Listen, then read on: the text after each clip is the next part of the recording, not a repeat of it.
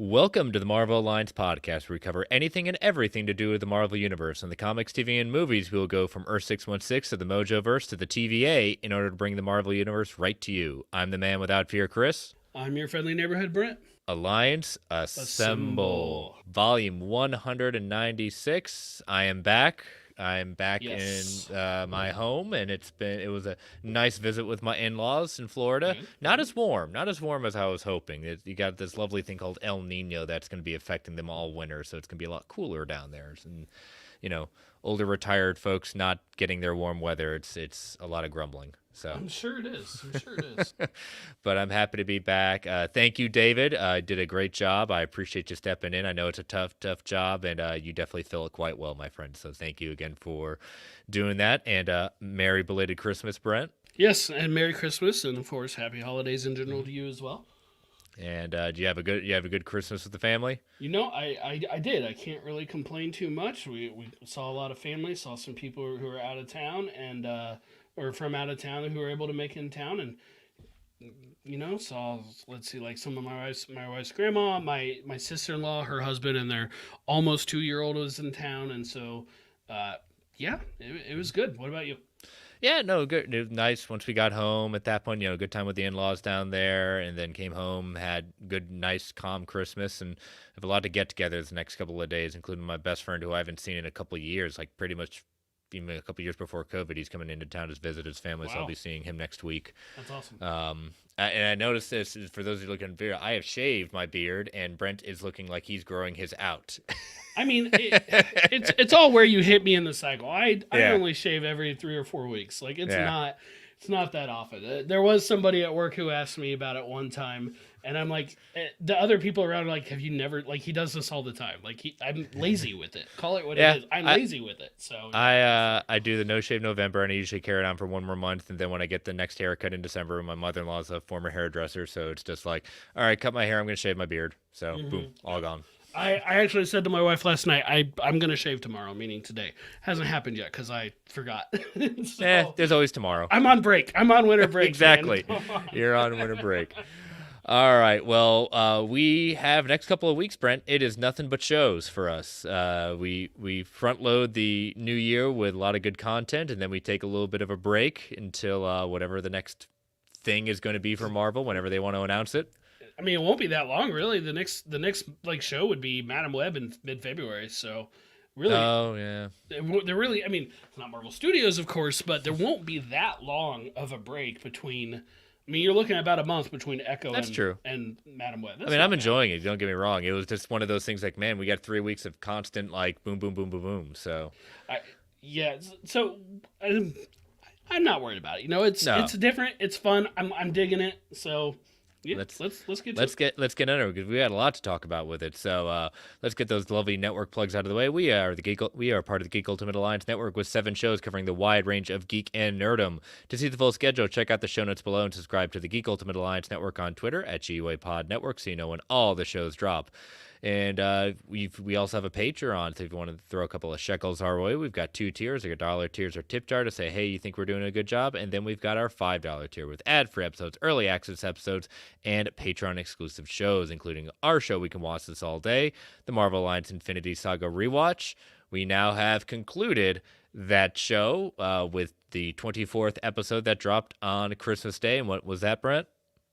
Spider-Man: Far From Home, the epilogue to the Infinity Saga. Yes, the Infinity Saga has concluded, as has We Can Watch This All Day in this iteration. So Brent and I are going to take a little bit of a time to think about what we're going to do next for the patrons.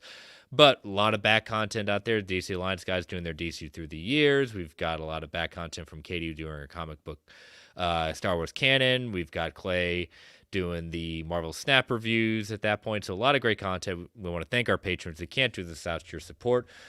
And if you're not a member of our Patreon, what are you doing? Let's join up at that point. Go to www.patreon.com/DUA network to get to become part of our Patreon at that point.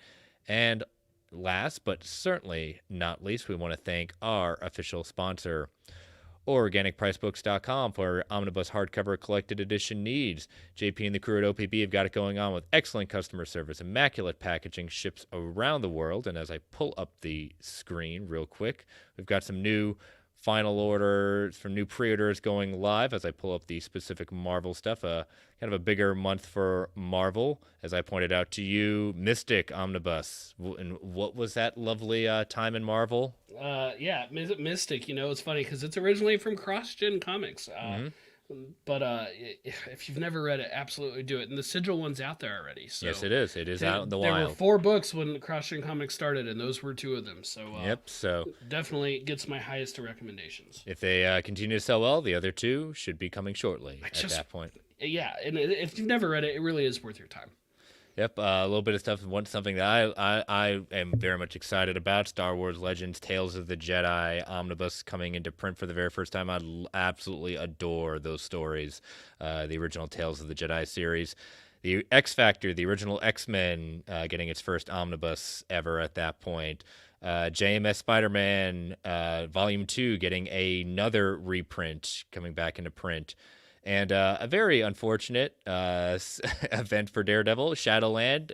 For some reason, it's coming back into print. I tell you, on paper, that looks so much better than it ended up being. The event was okay. It's the tie-ins that were that's fair. That's fair. Yeah. Maybe I'll have to revisit that one of these days. Yeah. So use that code MarvelGOA at checkout to get $2 off every single order. Lets them know you are a listener, and we want to thank them for being our official sponsor. All right, Brent. So, what if season 2? We are currently at recording. We are 7 episodes in, 2 more left. So instead of doing a huge bulk of it at that point, and basically having a 3-hour-long show, Brent and I decided to kind of split it in half. And we're going to do the first 5 episodes, breaking them down, talk about favorite moments at that point. But high-level thoughts on the season, Brent, said you offline. I am really enjoying this season. I think they've stepped it up this season. I think they've leaned where I've preferred them to go in the sense of, taking characters, putting them in different situations, but not necessarily just like making one tweak, like telling original stories. That's where I think this season has really shined in telling original stories. Do you remember what my biggest criticism was of season 1 of What If? I do not. All right, so it's about the timing, the duration of the episodes themselves. Okay. I felt like every single episode really needed 3 to 4, maybe 5 more minutes of, I now remember you saying it, time. Just a little bit longer runtime to flesh it out just a bit more. These episodes they're not any longer than those were. They're all in that 30 to 32 minute range. Mm-hmm. But yes, they move very fast. They're quickly paced. But the way they're telling these stories, I'm not getting that feeling this time. Maybe a little bit with 1, but there's an asterisk next to that 1 for why that's the case, I think. But in general, I feel like I'm getting the full story out of these. Mm-hmm. And I didn't have that feeling the same way for the most part in season 1. And I'm really appreciating that. I think this has been a huge improvement overall over season 1.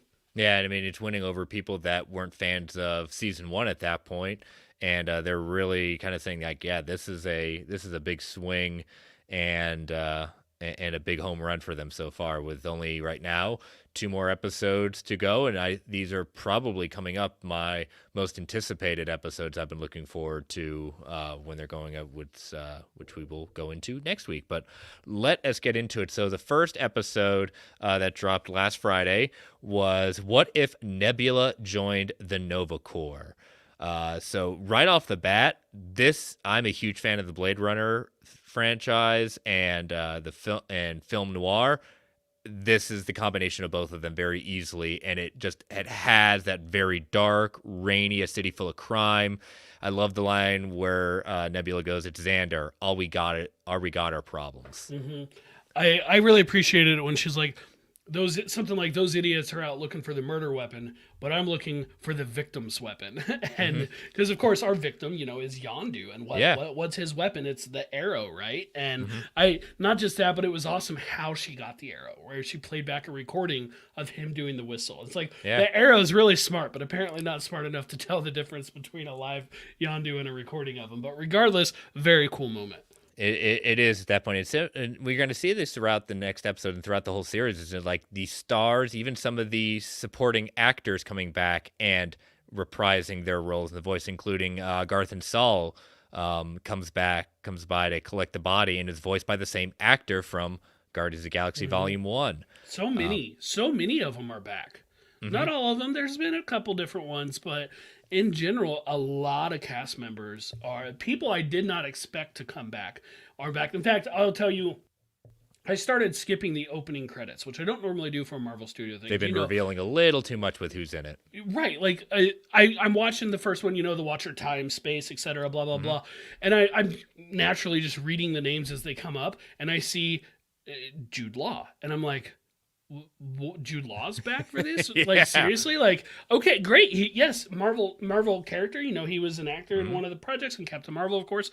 I had no idea. I'm like, I would have rather found that out in the actual story. So I've started skipping them. Especially in our very final episode we're going to go over this week. If I've been skipping them too, and I'm glad I did, because I was like, wait a minute, why is that actress in this?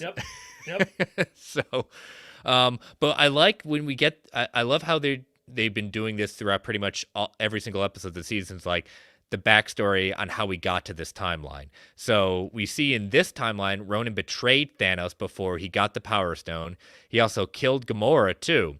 And Nebula's left floating out in space until the Nova Corps picks her up, and Nova Prime puts her up to join Nova Corps. And Ronan tried to take down Xandar, but Nova Prime initiated a full planetary shield to keep him out, but kept everyone else locked in, cutting him off from everything, including their 3 sons. And especially in this episode in particular, there is a lot of playing with light and darkness. Nebula saved by a ray of light, who is in the light and not at that point. It's a big part of film noir, especially in the black and white years of light and dark, but they really have fun playing with who's in the light, who's in the dark in this. Yeah, absolutely. And we get like the light would come up again in another episode later that we'll talk about next week. But in general, the whole overall like aesthetic of what they went for with this noir, like you said, Blade Runner type story with Nebula and stuff, it was really appealing and really well done. And it just I don't know, I'd have to go back. It's been a while since I've seen season 1, to be fair, but it feels like the animation quality has been just upped maybe just a little bit, not like crisper, the biggest jump ever, but there has been just a little bit of improvement there. I'd say they've tightened it up. It's very much flowing. I enjoyed the kind of cell shading style that they've done with this. I've always been a big fan of it, and I think it really works for this. Now, we'd already talked about how she, got the arrow at that point, and she notices something on the arrow. Now, I don't think he actually found Nova Prime's secret and was killed. I think he was killed by Nova Prime cops and then planted the information on the arrow to lead Nebula down this path, since what we find out later is what Nebula can do that no one else can.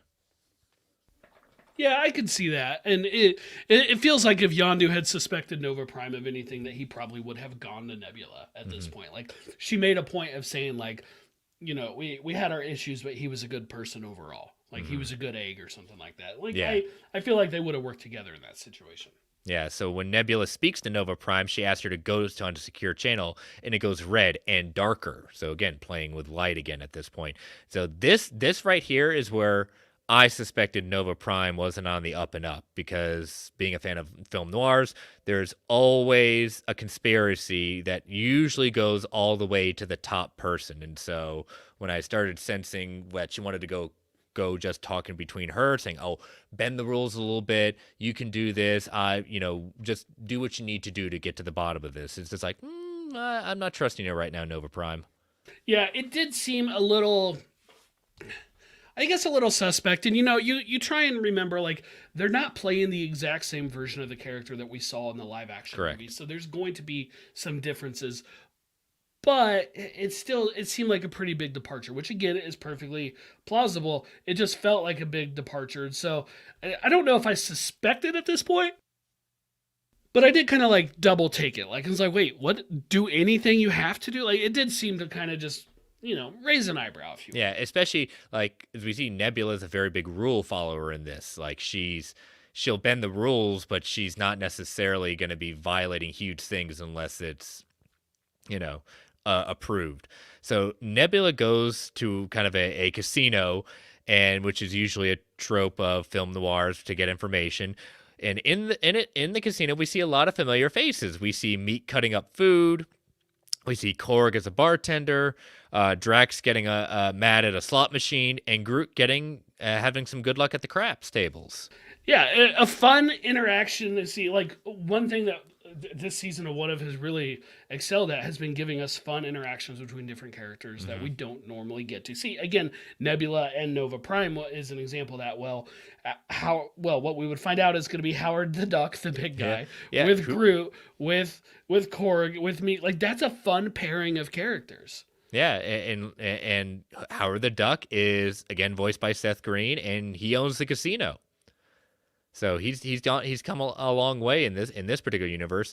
And so when Nebula cues up the schematics, and originally Nebula could not find any information on the mainframe about what's going on. But imagine this: Korg figures it out, and that it's the server that houses everything that to run Xander, including the Shield master access codes, which Nebula says, oh, that's what they're trying to get after. They're trying to get at Norton's trying to get these codes to open the shield and then attack Xander. So she's like, I've got to go in there. I've got to go destroy it so that no one can get access to it at that point. But she can't get in there alone. She needs to find a master code breaker. So who does she go and break out of prison? Well, this is where we bring back Jude Law, Jan Rog, and again, another character. Like, okay, you see the connections there, but it's not somebody that we haven't seen Jude Law's Jan Rog interact with anybody outside of Captain Marvel ever. Yeah. And so getting to see this kind of interaction, yes, like this is what I'm here for. I like this. Yeah. So she stages a prison break, gets him out. They get to the underwater mainframe.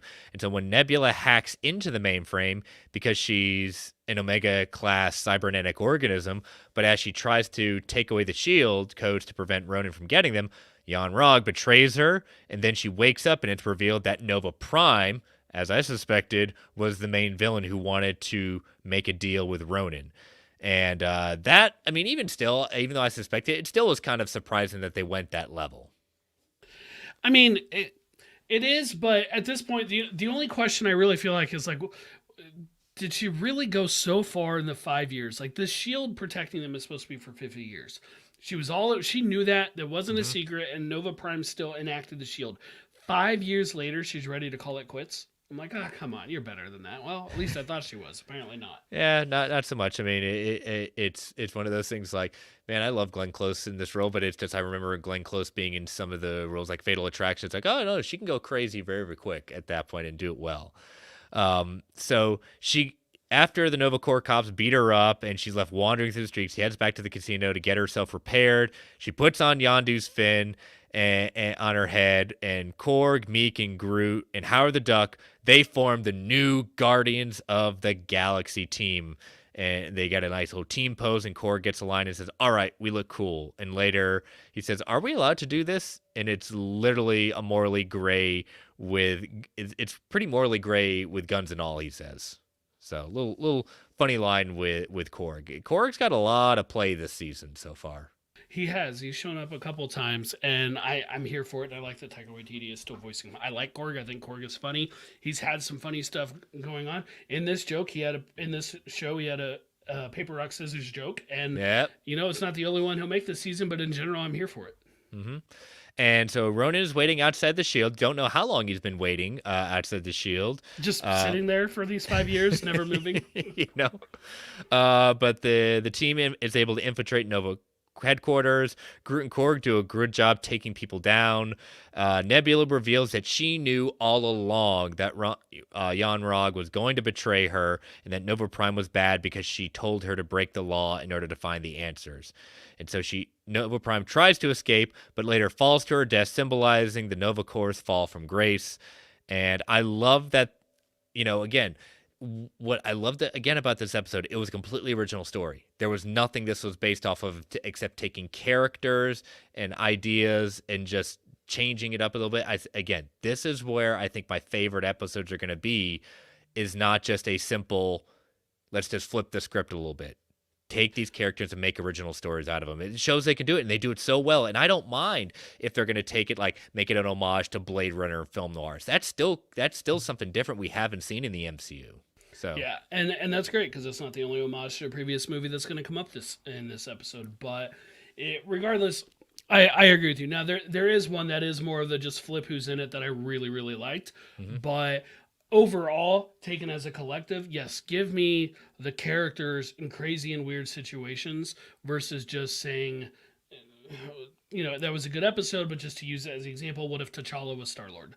Like from season 1, like just flipping that one little thing or relative little thing. Give me more of these crazy things. What if Nebula joined the Nova Corps? Something that she never, she barely interacted with them at all. Exactly. And so give me more of that. If anything, Gamora has more interaction with the Nova Corps, Absolutely, she does. Yeah, I mean, considering getting in the kiln prison and stuff, that definitely does. Yeah. So, all right, episode 2.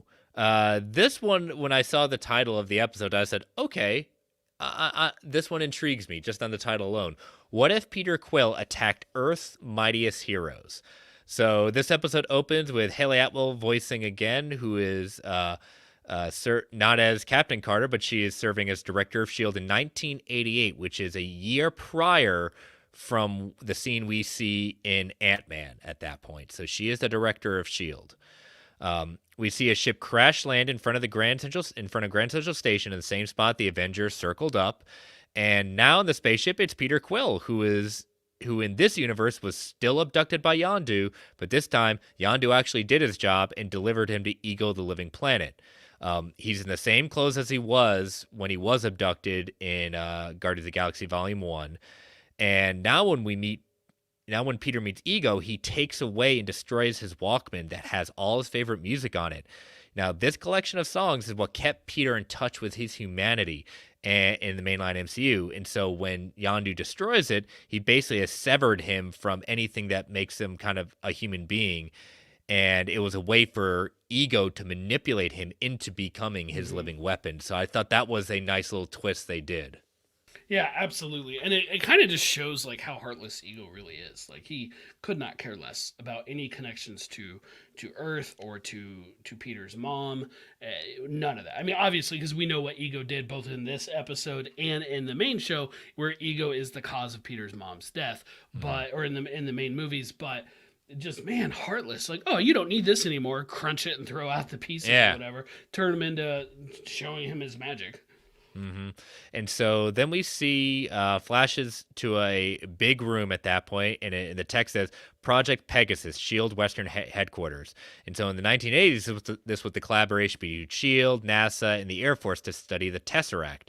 We also see Howard Stark there with Peggy, and Peggy says they need to call up their own group of heroes to put a stop to Peter. And they don't have an official Avengers team, but the team they do assemble is quite interesting. First up, Hank Pym, voiced by Michael Douglas again, yes, and with a young Hope, and he's which is taking place about a year after they lost her mom in the quantum realm.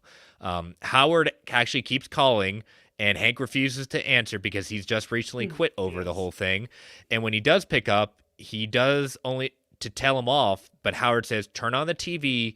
He sees what's going on and then heads to the headquarters. Yeah, they do the whole trope. You need to turn on your TV right now, and just at that moment is what's on the TV that he needs to see. And yeah, it's great. It's Michael Douglas was back for this, but he's not the only voice back in this episode. So many people. Who does he meet when he heads to headquarters? Who's the first person he sees? Bill Foster, I believe. Yep, in his Goliath garb. And he still has he's not too keen on Bill Foster, probably because he stayed behind. Yeah, and Bill Foster voiced by Lawrence Fishburne, right? Yep. Just so the major players in this episode, for the most part, are there's obviously Hope Van Dyne is not voiced by the same person, significant age difference there. Yep. But in general, the rest of them are, with the exception of Larson. Exactly.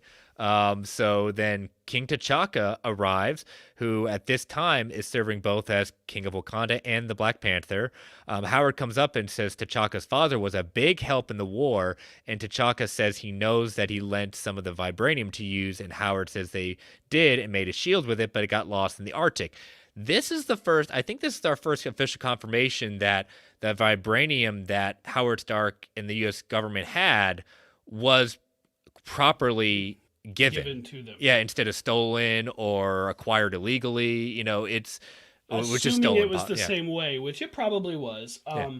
I'd like to mention that John Slattery voiced Howard Stark, Hmm. and forgive me on the name, but Twanda Kani did King T'Chaka, and he's the person who played young King T'Chaka at the beginning of the Black Panther movie. Yep. And so just more of those voices, seeing those same actors, which is why I admit I had to look him up and I'm like his voice. I think that's him, but I'm not as sure. But I'm not as familiar with him. So very, very cool though. And then the last, well, not the last member, but the next member we see is a kind of a surprising one. The Winter Soldier, who T'Chaka says was sent by Gorbachev. Peggy sees him and immediately recognizes him as Bucky, and Howard even acknowledges he's heard the rumors of his survival, but reminds Peggy, this isn't Bucky. Bucky's gone. Yeah. Yeah, and Sebastian Stan is back. Now we don't get a ton of voice work from him in this, which is fine. But I like that he was willing to do it. Yeah, it was good. And then our final member we see is Wendy Lawson, who we met in Captain Marvel, who is now heading up the project to study the Tesseract. She's also in her Kree Star Force uniform, and she says her ship can get them from the headquarters to Coney Island fast because Hank was like, how are we going to get there? It's going to take hours upon hours, and by then the New York City might be destroyed.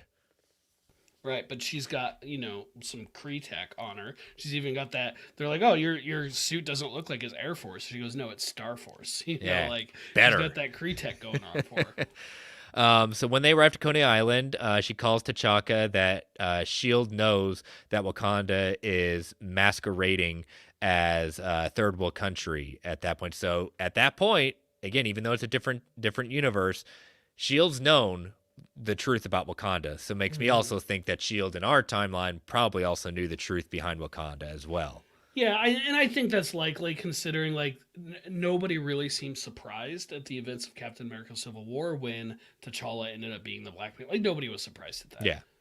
Yeah. The team tries unsuccessfully to take down Peter, and then all of a sudden, Thor arrives. But this is a very different Thor. He reveals Peter has already taken down all the realms outside of Midgard. He's also coming off of more mature since he's lost basically everyone he's ever loved. And Peter calls him the dude from Van Halen, David Lee Roth. Yep, and of course, like the others, Chris Hemsworth is back for this part as well, and it's such a great way to get some more performances by these guys and girls to play these parts. But yeah, like Thor was coming in, and I did not realize Thor. Like I didn't. I'm sure it was in the trailer. I didn't remember it, and so when Thor did pop in, I was like, oh, cool. That kind of surprised me because I at that point had forgotten. Yeah, I didn't know which episode when we see him in the trailer. It's kind of hard to piece that one in there. So it was not nice surprise to have him show up in this one. Thor secures the celestial seed from Missouri, which is where Peter is from. Howard uses the same line that Tony used in Infinity War about chucking it down the garbage disposal in order to end it. So I thought that was kind of funny Yep. using that callback. They are able to hold Peter in the same glass cage that Loki and later Hulk was put in our timeline. When Hope stumbles upon Peter, she shares her Walkman with him, which helps him reconnect with his humanity again. Which my wife called immediately. She saw the Walkman and goes, "Oh, that's going to be the thing that bridges the gap." I'm like, Yeah. You're right. Good catch. Absolutely good catch."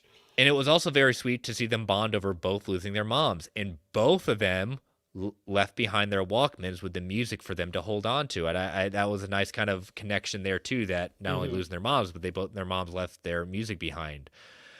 Hope helps Peter escape using Pym particles, so good on Hope for understanding what her dad has and the ability to use it. The team meets Ego in the desert. And this is like the second or third time we've seen people meet people in the desert. with a ton of tanks to try to take him down, which doesn't go well as Ego demands they return Peter and his seed. He creates more versions of himself from the sand, so are a new version of Sandman, as it were. As I said, Loki showed up to avenge Thor's death in one of the episodes last season when Infinity Ultron shows up in What If, and if Thor was an only child episode. So they keep on trying to harken back to these kind of themes like, hey, we got to have a big fight in the desert. I guess so, and maybe it's easier to animate or something. I don't know, but they keep rolling back to it. Yeah. But it is fun just to give you the big like the horde of bad guys to let Thor catch the hammer and it just put out a concussive force to just blast everyone away. Always fun. And it's good hearing Kurt Russell's take on Ego again. He was great to have at that point. Thor says, not so long as there's a breath in my body, which is the same line he says to Ultron in Avengers: Age of Ultron when he's trying to distract him from the battle at that point.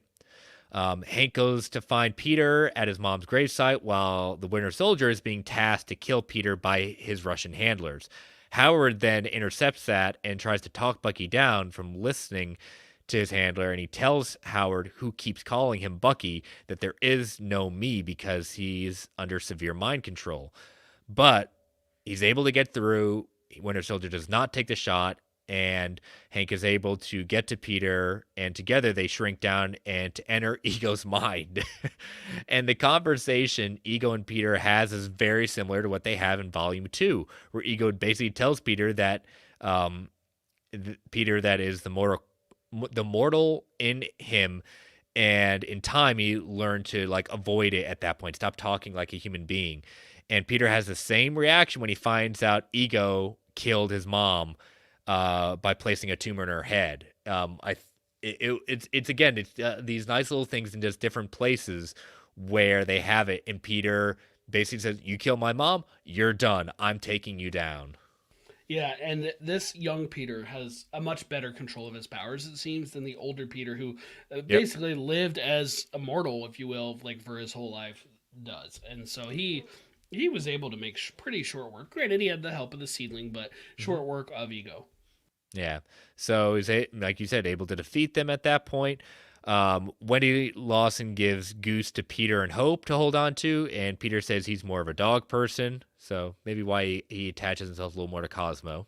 And Hope chastises him because you never turn down a free cat, I will apparently. gladly turn down a free cat. Absolutely, every time. Every time. I have one cat in the house, and I remind Aaron every time. Said that is your animal. That is not mine. I'm allergic to them. I have no problem saying no. There you go. So Peggy and Howard discuss the Winter Soldier is out there in the wind, and Howard asks, should they be worried? And Peggy seems to think that Howard actually got through to him, and Bucky is trying to fight off his mind control now. When we do get a shot of him just kind of staring off at the cityscape. Thor does say that Ego is not really dead until his planet is destroyed. So could he be kind of a secret bad of the season? Are we going to get a revisiting of Ego?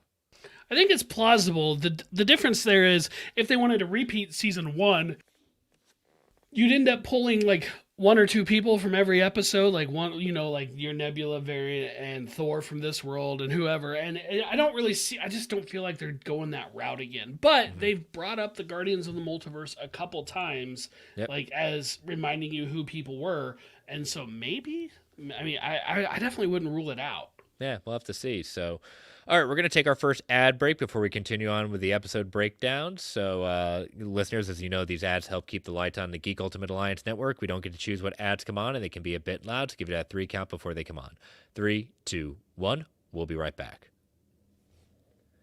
And we are back. All right, episode 3.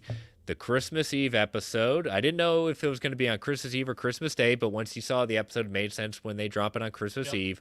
What if Happy Hogan saved Christmas? So this takes place between Iron Man 3 and Avengers: Age of Ultron because of the use of the Iron Legion. I had thought this episode was going to be on Christmas Day, and like Same. I'm like, oh yeah, okay, it's really a Christmas Eve episode, and I mean, you could boil it down to what if Happy Hogan starred in Die Hard, right? Like you could just say that's basically the movie. Like, no, obviously there's other things in it, but it's their take on Die Hard. Yeah, it is. So we see the stockings hung up with all the names of the Avengers on it, with a big one for the Hulk and even Darcy. Happy is prepping Avengers Tower for a Christmas party, and his actions are very reminiscent of how he is very meticulous, even preparing for the sale of Avengers Tower in Spider-Man: Homecoming. Yeah. And I was thinking about this one, and at first I was like, the episode opens with this like purple monster, right? Hmm. And they're like, okay, the Avengers are going to attack them, and the Avengers are obviously dressed a little differently for the holidays, especially Cap, who's like dressed like an elf. But it's like, let me go back to the beginning. Let's go 2 hours earlier. I'm like, who is this purple guy? I had no idea who it ended up being. I'm not gonna lie. Yeah. Like, I had no clue at this point. I mean, but I'm like racking my brain trying to think like, who is this supposed to be? Like, Hmm. normally we see somebody from the comics and we're like, oh yeah, it's you're Ronan, right? Like, oh, we know who Ronan is, and Hmm. but no, I'm like, I had no idea who this was. Yeah, we'll get to who that is in a little bit, and there is comic history about it. At that one, I'll bring out of that this purple creature is definitely homaging. So he's on the phone with Darcy, and he who is interning there says she interns a lot apparently, and he tries to get rid of her by sending her out to get another some more cherries for Tony's drink. We then see Maria Hill arrive back and check in with Happy, and it's nice to see her back at after her demise in Secret Invasion. It would make sense based on the timeline that Shield would still be there and active, and she'd still be involved in it. And I like that he has to remind her that he's the head of security for Stark Industries, and she basically dismisses any of his security ideas. Yeah, just dismisses everything, and really, just Darcy being here was just a little touch of fun, right? Hmm. Like, Oh yeah. she is a character who's really grown on me like since her first appearance. Like, I enjoyed her more in Dark World than the first Thor, and then even more in WandaVision than in the Dark World. And yeah, sure, she has her cameo in Love and Thunder, but that doesn't count because it's 10 seconds. But like, I liked having Darcy here, and I love the way they kept coming back to the fact that like she's never had a job, she's had lots of bosses, all she does is intern. We know in at least in our world, like the WandaVision stuff tells us, like eventually she gets through all that. But Yes. it is fun to see them put Darcy and Kat Dennings back in that place. It is. So as Darcy heads out to get more cherries, we see a returning person I've been wanting to come back in the MCU, and I There he love it that is. it's voiced by the man himself. Justin Hammer has returned to the MCU, at least in animated form at that point. And really, we kind of hope this is a precursor to more, right? Like I to think Justin it is. Hammer's live action. I would I definitely mean, like to think. if we're gonna factor fiction in, I think we probably are both saying this is probably a fact. Like they're bringing him back. He's just too good. He's an outstanding, just fun character. He goes up the elevator and holds Stark personnel hostage, channeling his inner Hans Gruber. He has a funny story about wanting a BB gun at Christmas, like in the Christmas story. And even as he tells the end of it, why he couldn't get one, you hear just in the background saying, "It would probably poke your eye You shoot out." your eye out. Yes, yes, that line was great. And so when he takes the tablet from the personnel, he basically takes over the Iron Legion since Jarvis is down for defragging and calls him Johnny Five from Short Circuit. That's great. Love that. We find out that he is after the Hulk blood Stark has been experimenting on to help Bruce turn to Hulk without getting all the rage, which this would show, again, I know it's a different universe at that point, but this would show that he and Bruce were working on this idea even prior to Age of Ultron. So when what happens doesn't it makes it even sadder when he does go full like rage in Mm-hmm. Ultron at that point. Yes, yes. Like if they were actively working on, giving us Smart Hulk, giving us Professor Hulk, it is. It's like, oh, they were so close and uh, ended up doing, great fight scene, but Hmm. it was so close to being able to avoid it. Yeah. So Hammer makes a reference that he should have used Mercs from Sokovia. Their fate would be later sealed in Ultron, since they can't break down a simple door in a lab.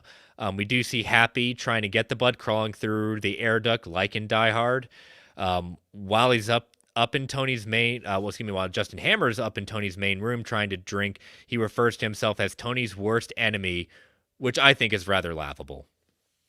I mean, it's a bit of a stretch. Let's be real. It's a bit of a stretch. His worst enemy? I don't think so. But let's give him a chance to get there. Well, I think Maria Hill when she shows up, she has the best comeback to that when she hears that, saying he is a wealth tax, which is the true enemy of a billionaire. That's true. That's a good point. So when Happy breaks the air through the air vent, falls down, I saw this out there saying they're kind of tipping the hat to the movie Paul Blart Mall Cop, which apparently is another Christmas movie. I guess I've never seen it. I've never seen it either. We see Happy find a new arrow for Hawkeye, which is one for confetti, and he asks why. Is he doing birthday parties? Yeah, just there's a lot of slams against Hawkeye in this episode. There is, and I'm just now trying to think of like Hawkeye with the LARPers in the Hawkeye show and the confetti arrow, and sounds great. It does. So Happy finds the blood, but accidentally injects himself with it, turning into eventually turning each body part keeps going to purple lengths, but basically becomes a purple Hulk. Now, this is not the first time. This is the first time in the MCU we've seen this, but in the comics, Norman Osborn ran an organization called Hammer after Secret Invasion, and he gets the ability to absorb the powers of any hero that is attacking him. So when the Red Hulk attacks him in the comics, he turns into the Purple Hulk, who also has the power to absorb the powers of other Avengers too. So that is the comic precedence for Purple Hulk. Yep, and a little bit different here. Norman Osborn probably a bit more devilish, I guess I'll say, with Purple Hulk abilities. But yeah, and it was funny the way when that injector fell into his knee. Yeah, it starts going on its own, and he says something like, "Oh, why did you do that?" I know. So when Happy calls for help, he reaches out to Natasha, who's undercover being held up at a ballet by another assassin. I love this because it's a callback to when she was trained in the Red Room that we saw in Ultron. The contact list that he has a couple names on there. Matthew Chauncey, who is a writer for the show. Janice Lincoln, who used to work for Tony Stark and later joined up with Mephisto. Stan Lee's one of the contacts, who would have been, at the time of recording, this is Stan Lee's birthday, 101 years old, he would have been. He calls for Tony's help, and he calls Cap Shields a patriotic frisbee, which is what Ultron called it at one point. We then see him call Bruce, who is with Clint at a toy store, where he and Clint are getting into an argument because Clint is trying to get the last Iron Man figure, but there are. Did you notice off to the right-hand side there are plenty of other figures at a discount? What is that figure? There was plenty of Hawkeye Iron Man or Hawkeye figures, if you will. And no, as Clint says, like, no, she says get this present or don't come home. He's gonna get that present. Yeah, and Bruce uses the sun is getting a little low big guy line at that point. Yes. Happy calls Darcy when she tells him that Avengers Tower is being taken over. She says it's like Con Air, and then he calls her John McClane. So again, more callback to being a diehard.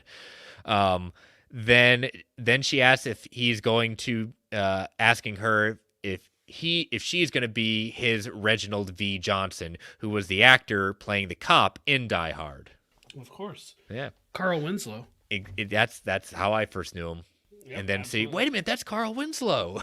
And of course, he's also in Invincible. Sort of. Yes. So. Hammer's goons shoot at Happy, and he's transforming more and more into the Hulk actually he's in a costume designing room when he starts transforming even more. So that's entertaining. They have that there. And in the background, it's like they had all the different materials like spandex, leather, and stuff like that on the walls. So when Darcy gets back to the tower and works with Maria to reboot Jarvis, she goes through other AI names like Friday, Wadsworth, which is after the Butler and Clue, and Edith 1.0. Yeah, so man, he was planning on that way early. Even dead, I am the hero.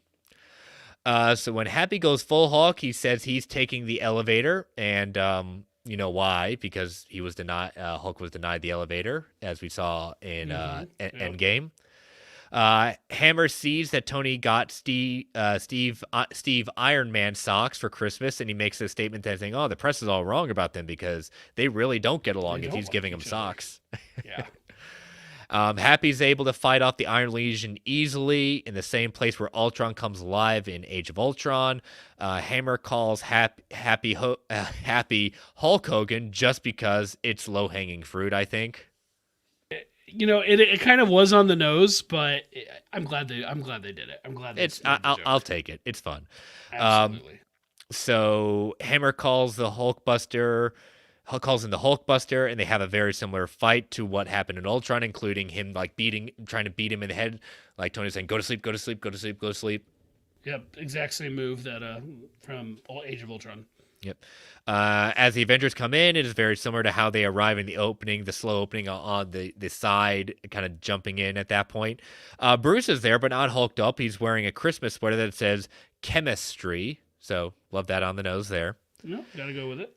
And they're able to realize, she keeps on yelling, she is able to tell them that it's not a villain, it's actually Happy transformed into a purple Hulk. And And Cap, Steve, he recognized him. yeah, Like he figured it out first. exactly. So Hammer's done, they're able to get Happy back, and during the end credits we get, if you stayed and paid attention, if you missed it, you might want to go back and see this. We get a nice little treat about halfway through the end credits, where we hear a Christmas song sung by Darcy, linking the Avengers too.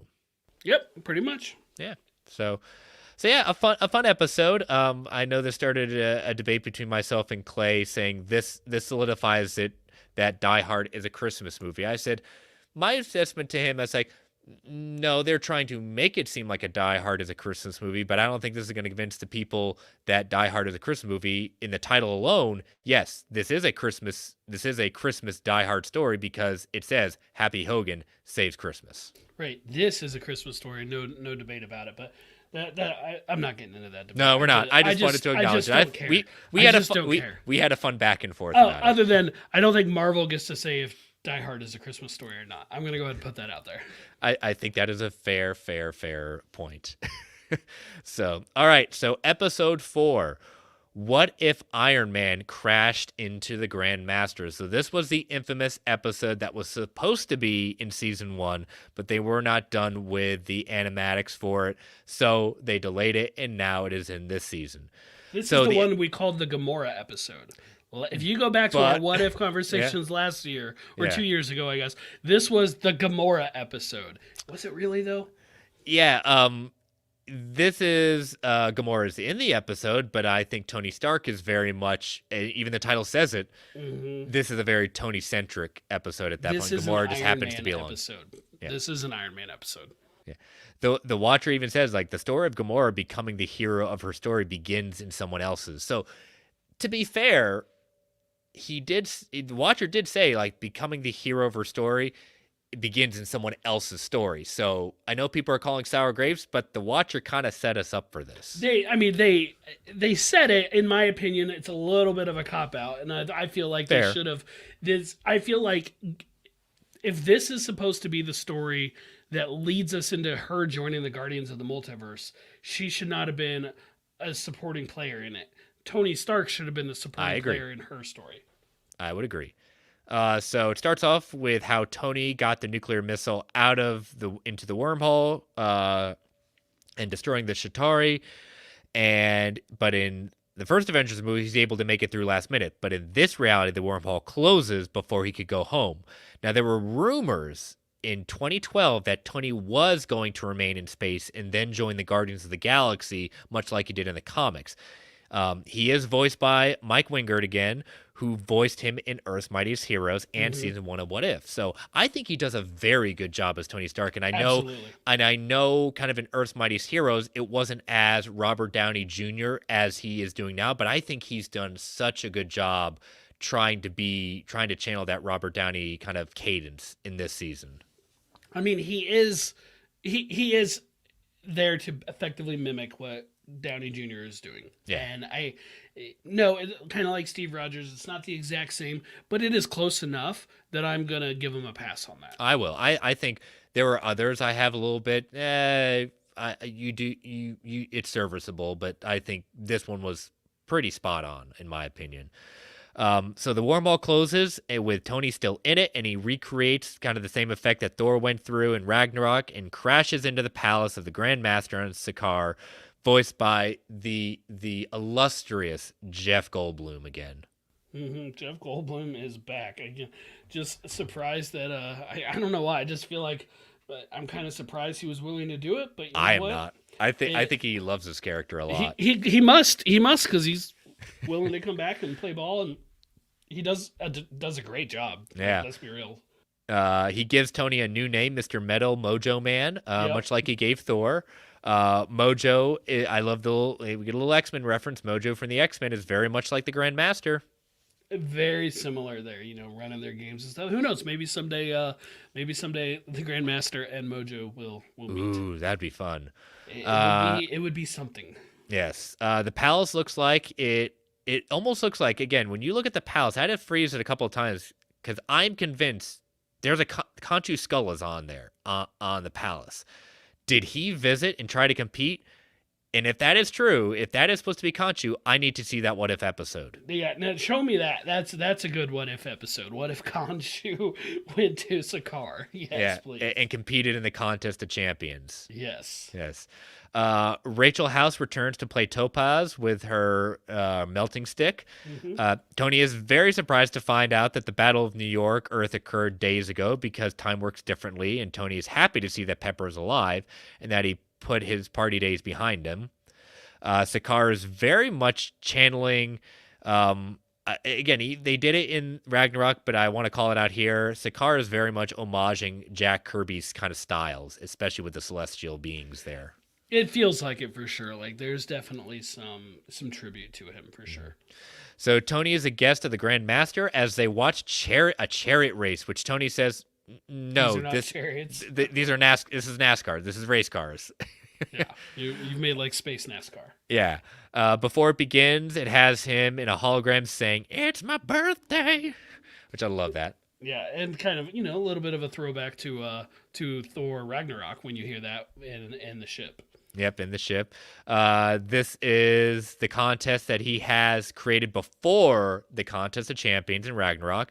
I love this sequence. I think it's very cool. This is the kind of how they, and I know it seems weird of filming, but I can't like how they do the shots in it and how they do the car shots. It's very much even homaging not just NASCAR but also Fury Road, Mad Max, all the Mad Max movies and the racing that's done in that.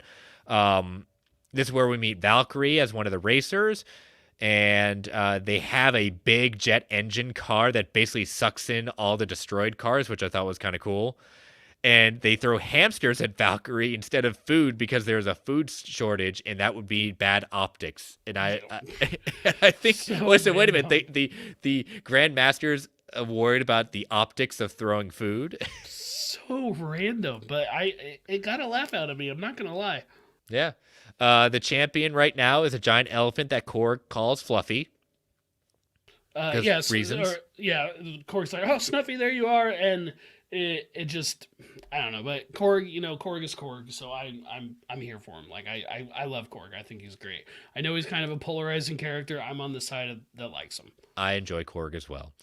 Tony jumps into summoning part of his Mark 7 armor and calls Korg Mount Rushmore when he's trying to save them from the elephant. Gamora arrives in the arena to capture Tony wearing the same battle armor from Avengers Endgame flashback. Unfortunately, she gets chipped, and the Grandmaster puts her and Tony in the love suite because he has sensed a spark between them. I think Grandmaster needs to understand that the spark is not necessarily a love spark, it's a spark that she wants to capture and probably kill him. And I'm seeing people say that might be a call out to the comic books because apparently Tony Stark and Gamora did hook up when he That is did true. pal around with the Guardians. That is true. That they did have a thing for each other. Tony finds a way out of there, but leaves Gamora behind in the love suite and talks to Korg about how did the Grandmaster seize power. And Korg says to Tony that Korg says to Tony's response that did he gerrymander the districts? that Korg admits that he shouldn't have voted for him. Now remember, Korg is very politically minded because he was in Ragnarok. He wanted to start a revolution, but didn't print enough pamphlets to start it. And during the next fight, he does some ground pound, very similar to Hulk did in Loki, which I think at this point, I think we need to stop referencing that. I think it's kind of been done to death a little bit. And then right after that, Cork said he should have stretched first. Yeah, should have just a little bit. So when Tony talks to Valkyrie in the bar, he tells her to stop chasing the demon in the bottle, which we all know is a reference to that very famous comic storyline and the Iron Man 2. When Gamora escapes, he does use the same shock device that stopped to stop her from shooting him and calls her Xena. Because again, you can't be Tony Stark with all these pop culture references. Right, and you know what? You could be worse than compared to Xena Warrior Princess. Very true. Now, he does tell her that the Battle of New York was not a game to him and that he did lose a friend. And who was that friend he lost? It's got to be Agent Coulson, right? You know, his first name is Agent. Yep. He then spends the episode trying to get her to change because he sees himself in her, that someone who is trying to live up to their father's expectations instead of choosing their own path and following their own heart. You know, his arc in the MCU is trying to make up for his past mistakes, where he did things that hurt people, and now he's trying to make amends for that.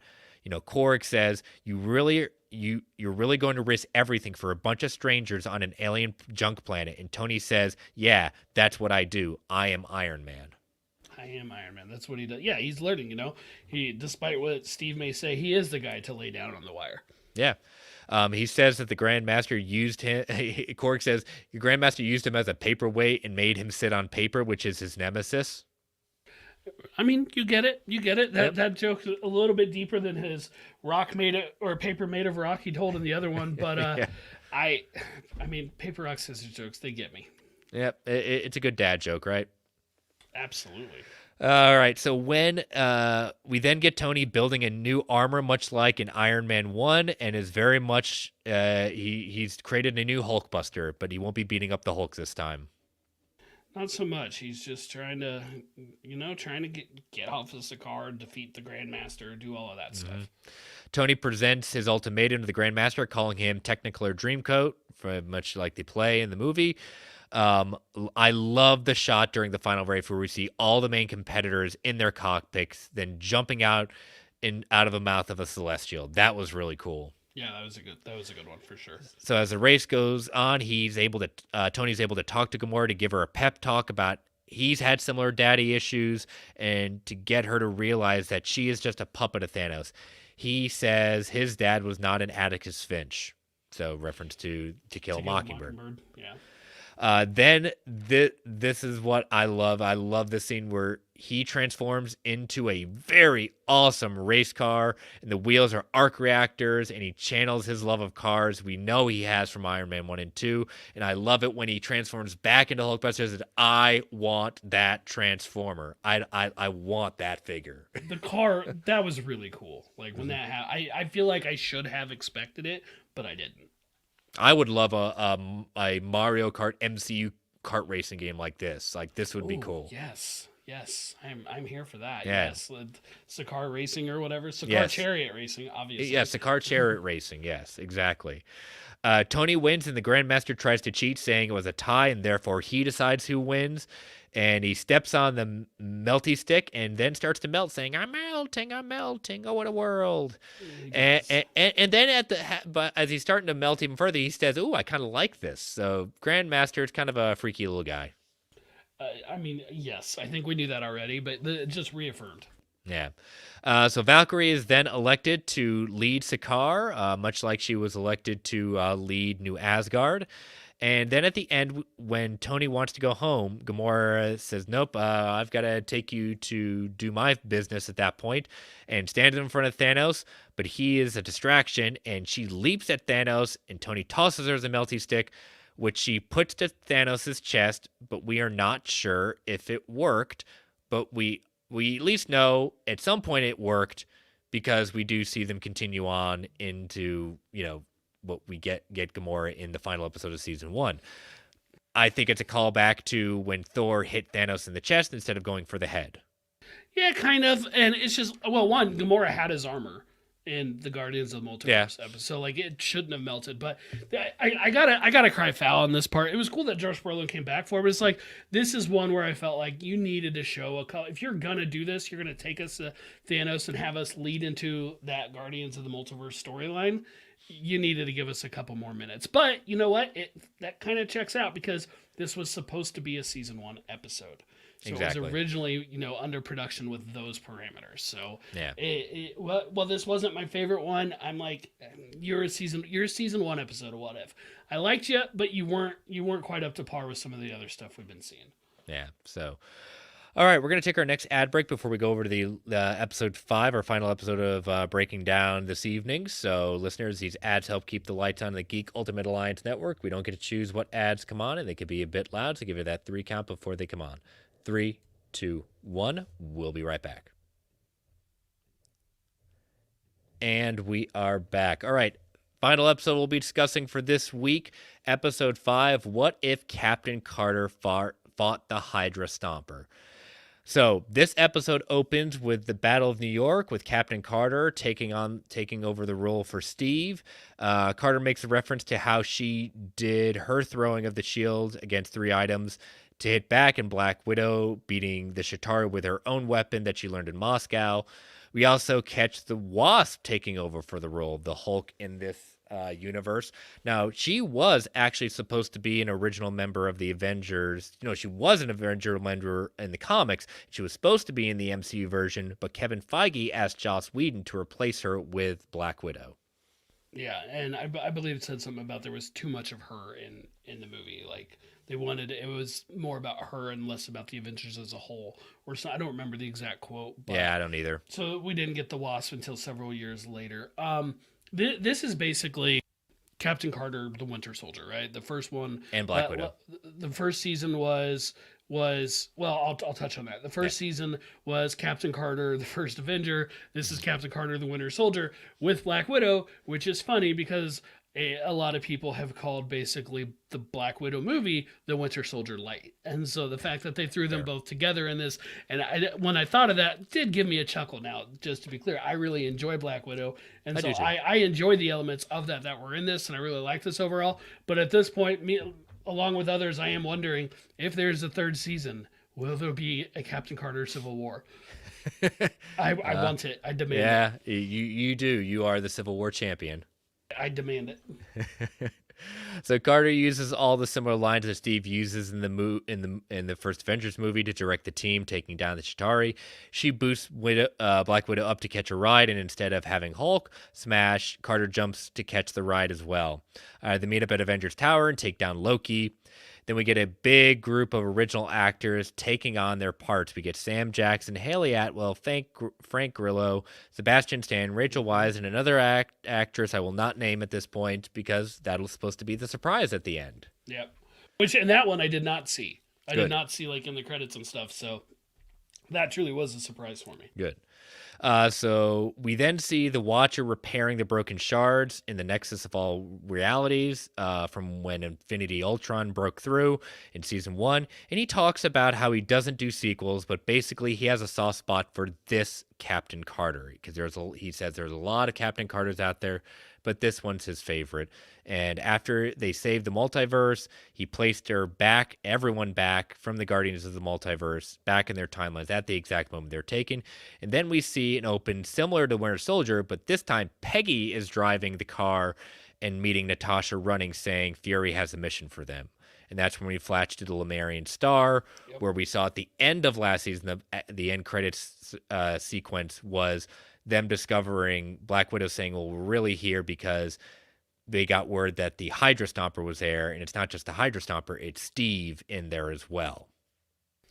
Right. And with that, like it's, in this episode, basically Steve is playing the part of the Winter Soldier.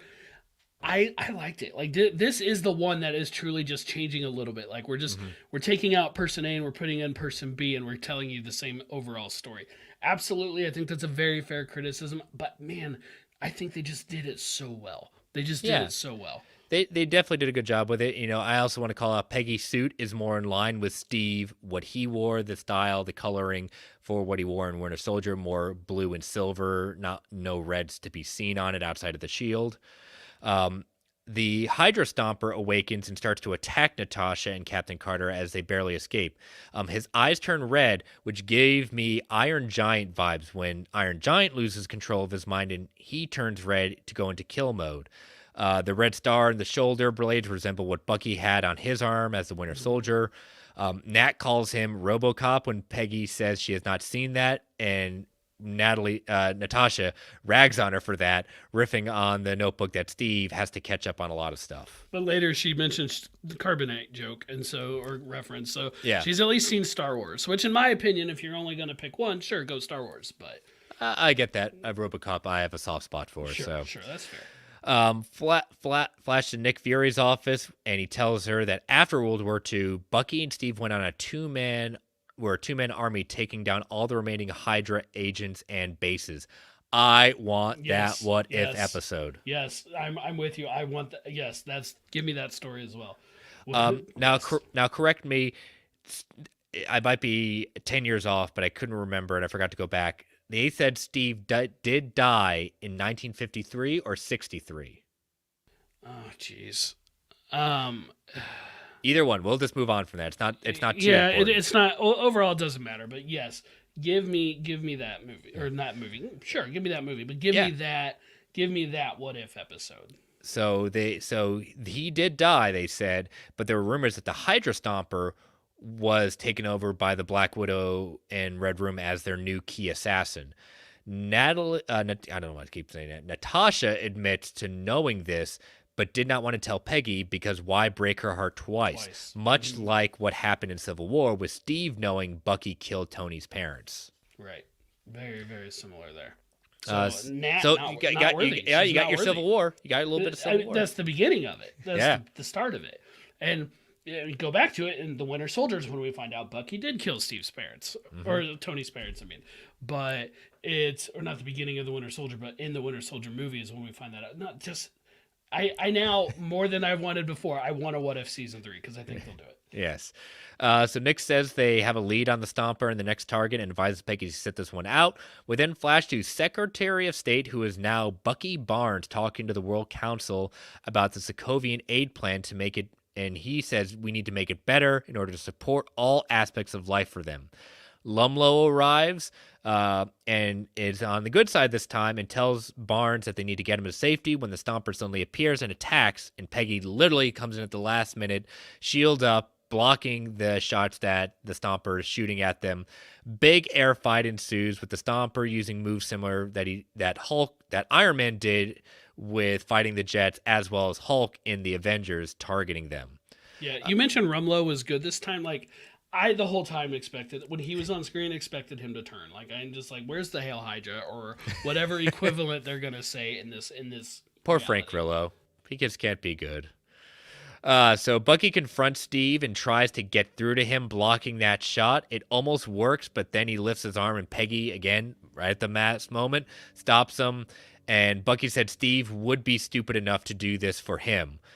She jumps on the Stomper, and he busts through all the Triskelion and then gets knocked out. And she is able to guide him onto Natasha's slip, and they fly out to St. Kilda's Island in Scotland, which Widow claims that it is off S.H.I.E.L.D.'s book. So this has got to be her kind of fail-safe place in case she needs a place to hide out without anyone finding it. Yeah, for sure. So they examine Steve, who is still unconscious, and Nat says that they have just been using him sparingly, meaning the Red Room, because each time there is a lesser chance he survives, and the suit is the only thing keeping him alive, so there's no way to get him out. Yeah, and I like Nat's line about, like, we can't just reboot him, we can't just turn him off and turn him back on. Or how about the line she says, like, Peggy says, she doesn't want Bruce and Tony to play mad scientist, to basically how they create Ultron. I mean, she's not wrong. Yeah. She mentions that Steve could be frozen in carbonite. That's where she says, oh, so that's what you spend your weekends on. Yeah, pretty much. So Steve does wake up and says he still owes Peggy that date. They do decide to go after the Red Room to find a cure for Steve, and Nat reveals that she killed Dreykov with a corkscrew to the main artery, but it didn't obviously stop the Red Room. Yeah, so she's a little more sure of it here than the explosion in the 616 timeline that took out the whole building. Yeah, she did see a body. Yep. So Steve says he can lead him to the Red Room, and they travel to an abandoned Sokovian base that the Red Room uses and models it after an American town to throw off and carry out nuke tests. Basically, this is like a nuke town we've seen before that our government would create in order to do nuke tests as well. Yeah, but just so creepy. Yeah, Just all the Peggy. little like animatronics and stuff, just creepy. Yeah, Peggy even says she feels like she's in a horror movie, and she's even fought a space squid. Well, she's not wrong. Yeah. So Steve says that he sent a signal to the Red Room to come and get him repairs. Steve and Peggy get some time to talk, which is a reference to they've always said there's never time for them at that point. They never have time. So now they actually do have time. And we wait and we can hear that the song It's Been a Long, Long Time in the background, which was playing in Steve's apartment in Winter Soldier and at the end of Endgame when they're dancing together. So they finally get their time, Brent. I mean, they finally for a couple minutes anyway. Yep. So Peggy is hit with a widow's bite before they kiss, and the mannequins are actually robots, and they're attacking them, trying to take them all down. Cool little action sequence with basically Peggy and the Hydra Stomper making easy work of them. Yeah, and then of course Black Widow versus all the other widows, and Oh, they haven't arrived yet. They just arrived now. Well, that's true. That's true, I guess. But So Melina arrives, and turns out she has taken over as the head of the Red Room, and reveals also the Hydra Stomper was always under her control, and this was all part of a plan. Not to bring Natasha in, but to bring Peggy Carter in. yeah, because they said she was basically like the perfect woman or something like that. Something about combination of like womanhood and science and art or something. I don't remember the exact line. Yeah, like girls even in Russia wanted to be Captain Carter, Yeah. and so that they could basically replace the Hydra Stomper with her, because obviously you don't have to worry about her. Also, Melina says that they made a movie about Captain Carter, which Nat chimes in saying it was a musical, harkening back to Rogers, the musical. Absolutely. So it starts off as a huge battle with Natasha taking on the Widows and Peggy fighting Steve. The Widows are chasing Nat at slow motion side profile again from Ultron. At one point, we get a scene from the Winter Soldier with Peggy using her shield to block the Gatling gun. So that's another callback to that. She's able to get through to him and he decides to sacrifice himself, much like Randy Quaid in Independence Day, to destroy the Red Room, or like Iron Giant did when he says Superman and takes out the missile, sacrificing himself as well. Yep. Nat does not do so well against Melina, but she does get a few shots in to distract her and fires a grappling gun that hooks onto the Stomper and attaches the other end to Melina and drags her with him, and she is killed. Yep. So we flash to Peggy taking one of Tony's cars, and Natasha confronts her and Peggy says she still believes Steve is out there and that she can save him. Natasha says she will join her, and then the Watcher starts to talk, and then this red portal opens, and Peggy's taken to another time. Now the Watcher is caught off guard by this. He says, "What the hell is this?" when the red starts coming in. And this could likely be a sign that the reality as he knows it is changing, perhaps as a clue something is afoot in the Marvel multiverse. Yeah, something is definitely off here, and where they go, like I did not expect it, right? And obviously that was the point. Like we weren't expecting. And again, if you saw the cast at the beginning, you knew there was still someone we hadn't seen yet. I didn't see that, so I did not expect this at all. And that would be Elizabeth Olsen. So when she Yes. arrives, she says a variant of Nick Fury and the Scarlet Witch, saying Peggy is the one that can save their queen. And Peggy calls out to the Watcher. They are likely now in 1602. Yeah, and overall, I thought they did a great job with this one, merging the Winter Soldier, merging Black Widow stuff into it. I love the shot of Black Widow, like the silhouette of her fighting all the other widows. They using animation to their advantage here because there was stuff in that they really couldn't do in live action. But I was really happy with this one overall. I want to go back to how it ends right now. So my question is, how did she do this? How did Scarlet Witch do this? Now, did she, in another universe, actually succeed in taking America Chavez's power and create multiversal portals, or did she have this ability already? So, Was there another America Chavez? Because wasn't one of the yeah, things with her where she was supposed to be the only one, the only allegedly? one, yeah. So even though we both figure that this is homaging the miniseries by Neil Gaiman 1602, they may be combining another comic multiversal story. In the comics, the medieval universe is Earth 398, and it is where Morgan Le Fay, who is a sorceress, that alters it. In that universe, there was a reality warp that changed everyone and everything into a medieval setting, Was that in which, the Kurt Busiek run? yes, this is Kurt Busiek run, Oh, yeah. I remember that. So I so like which that story. Yeah, so which changed every way everyone spoke and dressed, and it's a lot what Wanda did in Westview. Hmm. This hex cast by Morgan made all the Avengers believe that they were part of the Queen's Guard, and in this scene, we hear Fury say that Peggy would save their queen. So in the comics, this guard is known as the Queen's Vengeance, and the Queen is Morgan Le Fay. In the comics, Wanda was locked in a dungeon because her powers would cancel out Morgan's. However, it looks like Wanda is working for the Queen, or maybe she is trying to overthrow the Queen and reset the reality. Wanda does say here that Peggy might help them save their world. In the comics, Wanda, from her dungeon, attempts to contact any Avenger to help, and she is able to snap Captain America out of the trance. So it could be yet again Captain Carter taking Steve's place in this. But it could make sense that the Watcher not recognizing this universe maybe because it's being manipulated by a hex.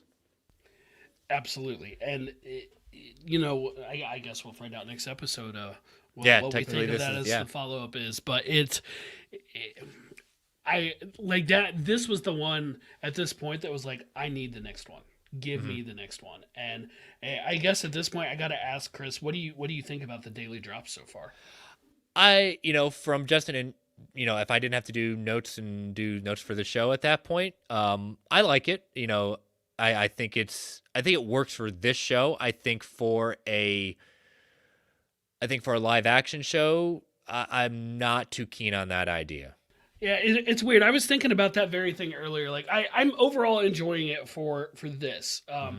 My wife actually said like, she's watching them, she's enjoying. 'Em. She hasn't seen the one that came out as of today's recording, but we'll watch it later tonight, probably. But she said that it's almost like a little chore you have to do every day. And I'm like, well, if it feels like a chore, then Yeah, you can wait and we'll just watch them all when they're out. I'll watch them every day because I it's don't not want a to get chore for spoiled on us. stuff. But and then comparing it to like Echo in a couple weeks, like I know it comes out on that Tuesday. I am purposely waiting till Wednesday morning, and I'm going to binge all five Yep. in one shot. Eh, Would I want them to do something like this with live action? I think if they were going to, I would want it to be like a 3 episode event, like just Okay. 3 days in a row. Like I wouldn't want 5, 6, 9 episodes. Like, could you imagine 9 weeks or 9 days of a live action 40-minute show or something? Like, no, that would be too much. But as an experiment, I'm enjoying it. Yeah, and in this kind of show, it works in the sense of if there's like a episode that's so at that point, you don't have to wait a week and just have to deal with all the bad press or anything like that. The next episode could lift it back up. So there's a benefit to doing that. Absolutely. So, all right. So I'm going to share where I kind of rank all these episodes at that point, going from 5 to 1. Okay. So number 5 in this is not because of I think one's terrible or anything like that. It's just like in these 5, and we'll re-rank them when we go over the rest of the episodes. Yes. So my number 5 is What If Captain Carter Fought Hydra Stomper. My 4th is What If Happy Hogan Saved Christmas. 3, What If Peter Quill Fought Earth's Mightiest Heroes. Number 2, What If Nebula joined the Nova Corps. And my favorite one so far out of this 5 is What If Tony crashed into the Grandmaster. Well, we definitely have very different lists, and that's awesome. Okay, that's good. Because for me, number 5 was our Iron Man. Sorry, Okay. Gamora. Who was that the episode of? I forgot. What if Iron Man crashed into the Grandmaster? That was my number 5. Number 4 for me was What If Nebula joined the Nova Corps. Number 3 was our Happy Hogan Christmas episode. I really struggled with basically my top 3 of where to put them, but ultimately this is where I went.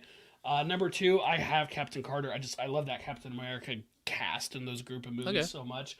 And then finally, I was like, the Peter Quill Avengers one, right? I'm like the 1980s Avengers. I'm like, I want another episode of that. Let me see some Yeah. more of the 1980s Avengers. Like, I was digging that story. So that's where my ranking is for now. I'm I guess I'll slot in the others as we get through, as we go to find out what Yeah, the we'll total re-rank. was, Yeah, because I have a feeling it'll shift some. I think my first two are probably going to shift with these next two episodes. I think that's going to shift a lot of things around. So yeah, we'll re-rank Yeah. the full season at that point at the end. But we figured at least share where we're thinking right now. So again, we're both enjoying it. We're looking forward to seeing how it ends at that point. I think these next two episodes, these last two episodes, are going to be really kind of game changers for it. I'm really excited to see Strain Supreme. I'm very excited to see him return at that point. Because he's still coming. He was in the trailer. It's like we know he's Yeah, coming, and we know he's one of the final episodes of the series, and he was the best episode of season one, right? Like pretty much absolutely. everybody agrees with that. So I mean, I that's my number one episode of season one. I So am I'm definitely. I mean, going into this show, like this season, that was definitely my most anticipated one.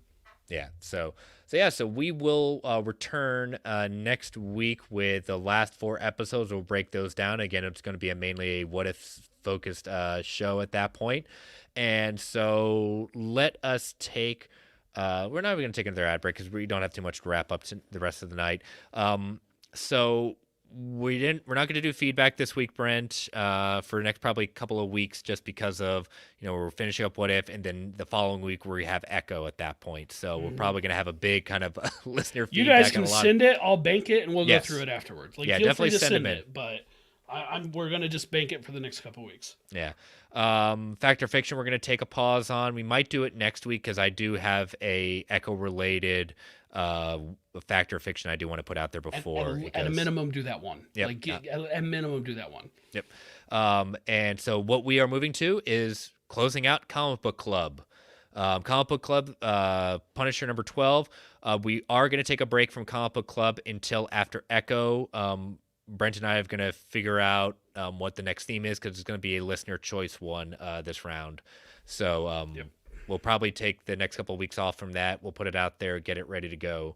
But we wanted to at least not wait too much longer for Punisher 12. So let us open up, close out our long look at Punisher number 12.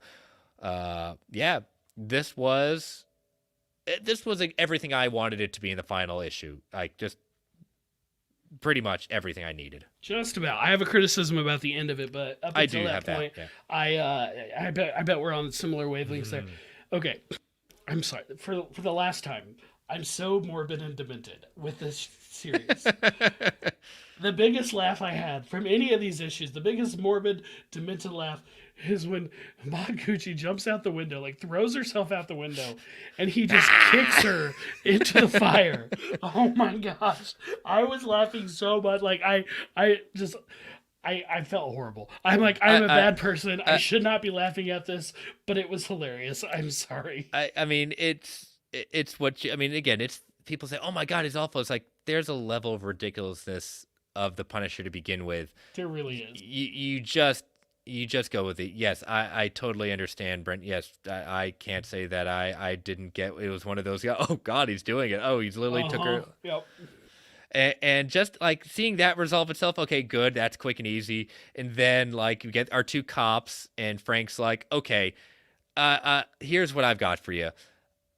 She got a safe. I cracked it open. There's like $1 million in there. I'm keeping the money. However, there's some evidence there that I think will help you if you kind of let me do what I need to do at that point. And they say, fine, we'll go with it. And then they see, is that the mayor? That's definitely the commissioner. And they seem to be, I think we all know what they. We know the implications there. Yeah. But They have a personal relationship. they have a very personal relationship.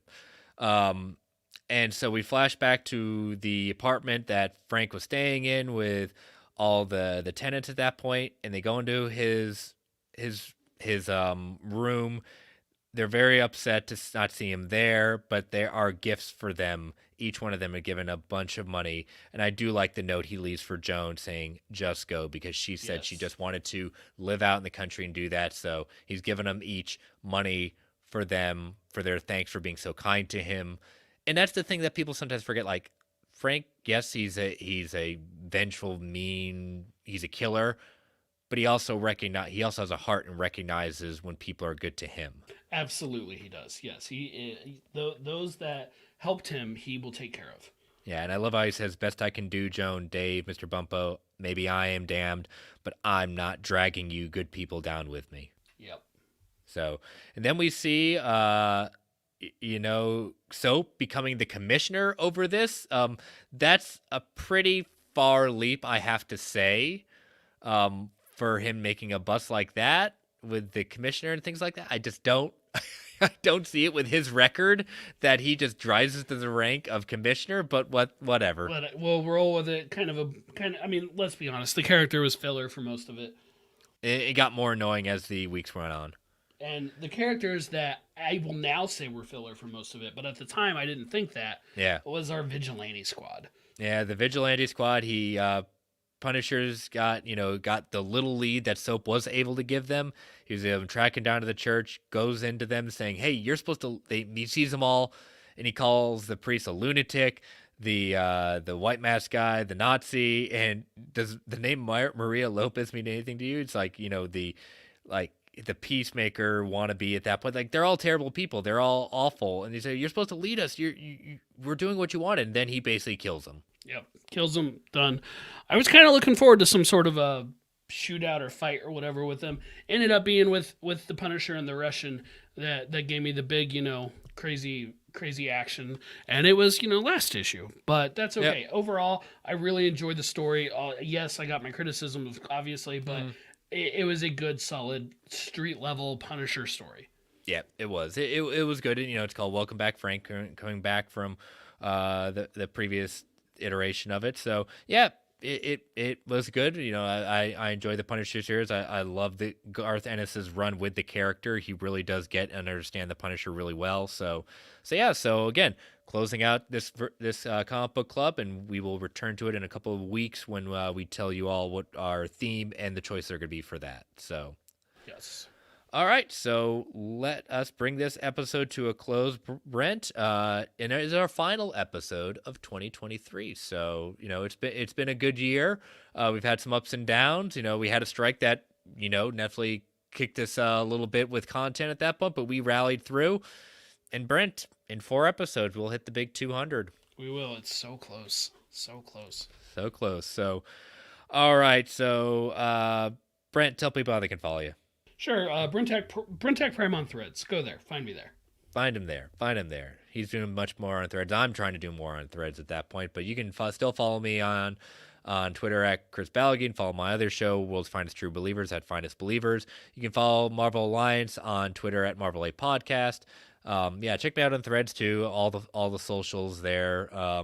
You can email the show at marvelalliancepodcast@gmail.com. You can follow the Geek Ultimate Alliance Network on Twitter at GUAPod Network. Feel free to tweet, email if you want to provide feedback. Ask those questions. Again, send them to us. We'll bank them. We'll revisit them in a couple of weeks.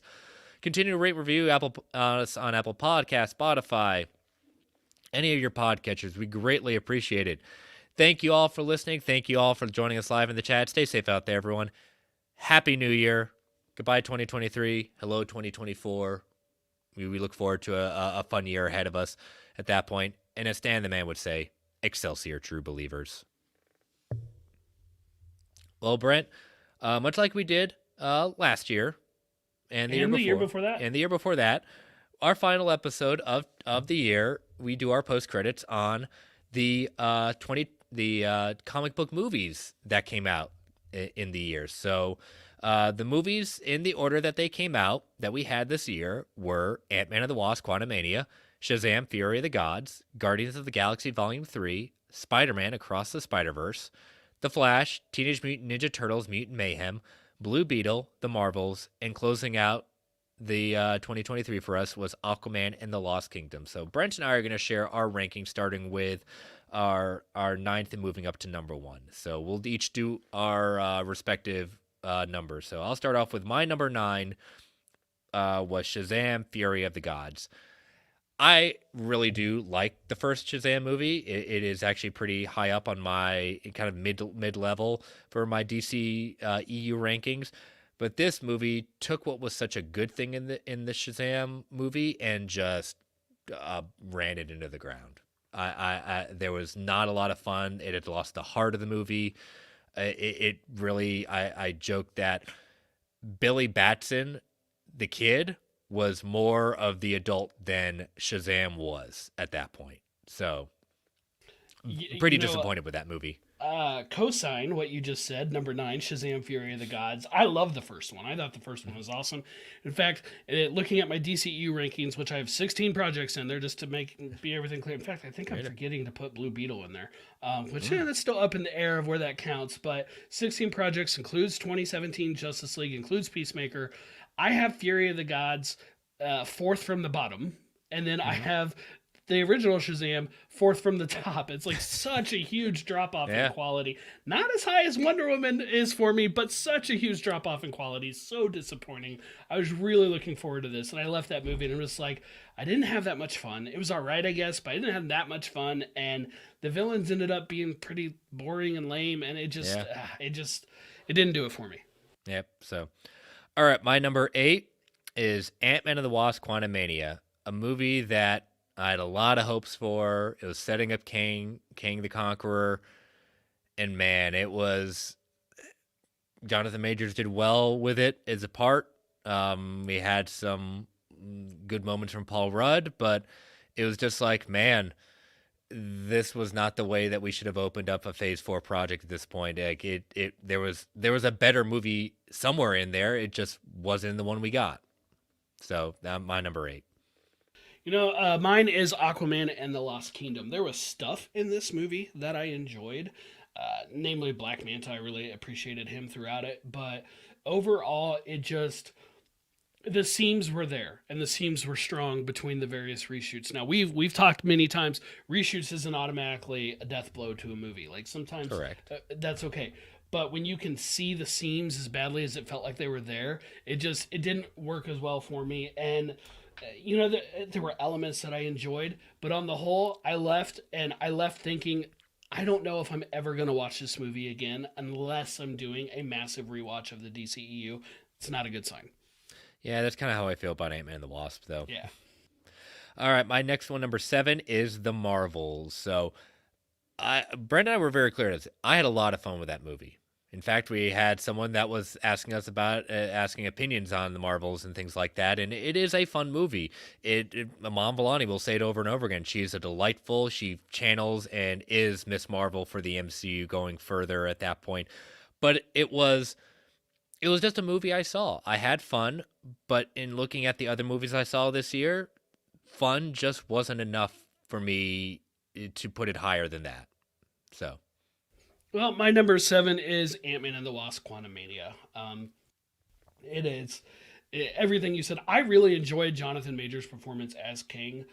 Unfortunately, especially now, we know that's never going to go anywhere. And I understand why, like, Peyton Reed wanted to go, quote unquote, bigger in scale with the movie, make it a bigger deal. Mm-hmm. But I just feel like if he had just stuck to more of what worked in the first 2 Ant-Man movies, no, they still wouldn't have topped my rankings, but they would have been more easy, fun watches. And this one is just, it's fine. It's fun. There's fun stuff in it. It's also very bland. And unfortunately, our heroes are some of the most bland people. And I'm still stuck on Evangeline Lilly talking about like how in depth and stuff her character was and how she got to help with her character so much. No. And she had like 3 lines of dialogue in the whole I'm going to say, you're lying.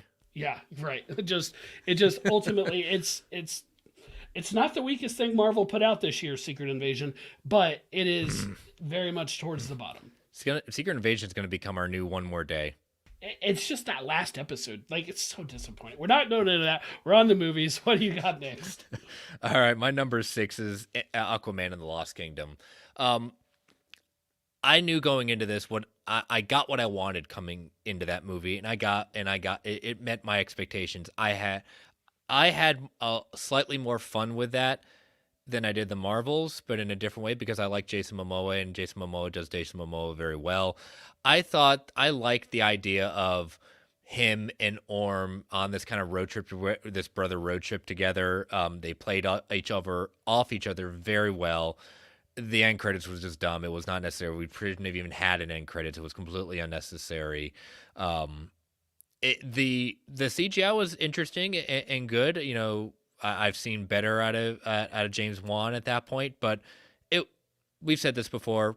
It was fine. It's a movie I saw. I mean, I'd say basically 6 and 7, Aquaman and the Marvels, they just kind of are right on top of each other. It's a movie I saw, I enjoyed. It's probably not one I'm going to revisit anytime soon. My number 6 is Blue Beetle. I had a lot of fun with this movie, and I went and I saw it a couple times in theaters.